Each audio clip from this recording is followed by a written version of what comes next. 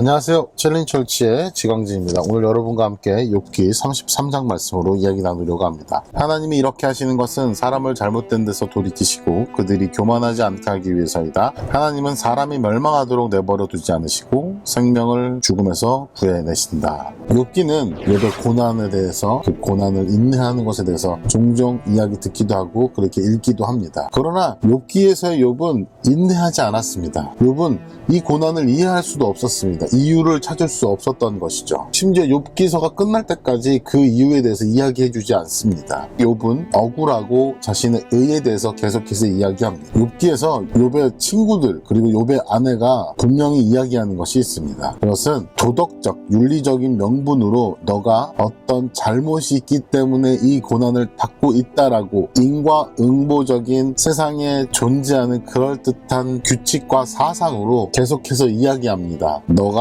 잘못한 것이 무엇인지 회개하라고 이야기합니다. 물론 이것이 틀린 말은 아닙니다. 맞는 말이기도 합니다. 결국 하나님은 공의의 하나님으로서 하나님이 심판하시고 잘못된 것과 잘한 것, 이것을 양분법, 이분법적인 것으로 하나님을 생각하고 있기 때문에 이렇게 이야기하는 것입니다. 그러나 욥기 1장에서 알 수 있듯이 하나님이 사단에게 이야기합니다. 너가 욥이라는 자를 아느냐? 네가 온전한 자다라고 이야기하십니다. 그래서 사탄이 하는 말은 세상에 가지고 있는 동일한 인과응보적인 도덕적 윤리적인 명분을 가지고 하나님께 이야기합니다. 무엇입니까? 하나님이 잘해주시니까 그가 믿는 겁니다. 하나님이 잘해주시니까 그가 잘 따르는 겁니다. 하나님이 잘해주지 않으면 금방 포기할 것입니다 라고 이야기합니다. 그리고 많은 사건이 벌어지죠. 1장 22절에 욥은 그러나 하나님을 원망하지 않습니다. 계속해서 자신의 의를 지키려고 노력합니다. 그리고 욥은 이야기합니다. 주신 이도 하나님이시고 가져가신 이도 하나님이시다 라고 고백합니다. 어떻게 보면 믿음의 고백 같지만 욥은 아직도 여전히 나에게 의가 남아있음에 대해서 이야기합니다. 이것이 잘못된 것은 아니죠. 그러나 욥은 계속해서 이야기합니다. 내가 아직 고난을 받는 이유를 내가 알 수 없습니다 라고 이야기하는 것과 동일하다고 생각합니다. 고린도후서 1장 9절 말씀 함께 읽겠습니다. 이게 바울이 고백하는 말씀입니다. 고난에 대해서 정확하게 이야기하고 있습니다.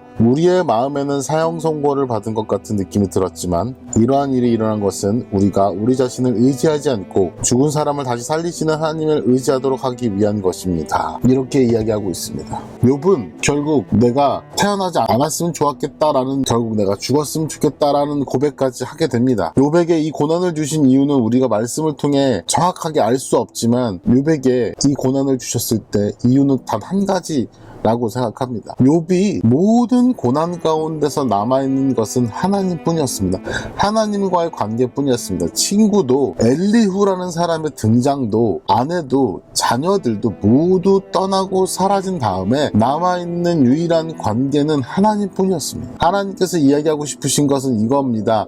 내가 너와 함께 하고 있다. 그러니 너가 나를 의지하기 원한다 라고 말씀하시는 것입니다. 너가 모든 것을 잃은 것 같지만 모든 것을 가지고 있는 내가 너와 함께 한다라고 말씀하시는 것이죠. 하나님은 사람이 멸망하도록 내버려 주지 않으신다라고 말씀하고 있는 것입니다. 내가 너를 멸망하도록 이 고난 가운데 둔 것이 아니다. 이 고난으로 너가 소망을 갖기 원하는 것이다. 그 소망이 어디에 있니? 나에게 있다라고 말씀하시는 것이죠. 욥에게 말씀하고 싶으신 것은 이겁니다. 너의 이 고난을 세상이 가지고 있는, 세상이 말하는 도덕적 윤리적인 법칙으로 이해할 수 없다라고 이야기하는 겁니다. 욥기 38, 39장에 계속해서 하나님께서 얘기하시는 것은 세상의 수많은, 온 우주의 수많은 법칙을 내가 만들었고 그것을 내가 운행하고 있다. 난 그런 존재이다. 그런데 내가 너의 삶에 영향을 못 미치겠느냐라고 이야기하시는 겁니다. 하나님 어떤 권력이나 어떤 능력이나 나의 위대함을 보여주려고,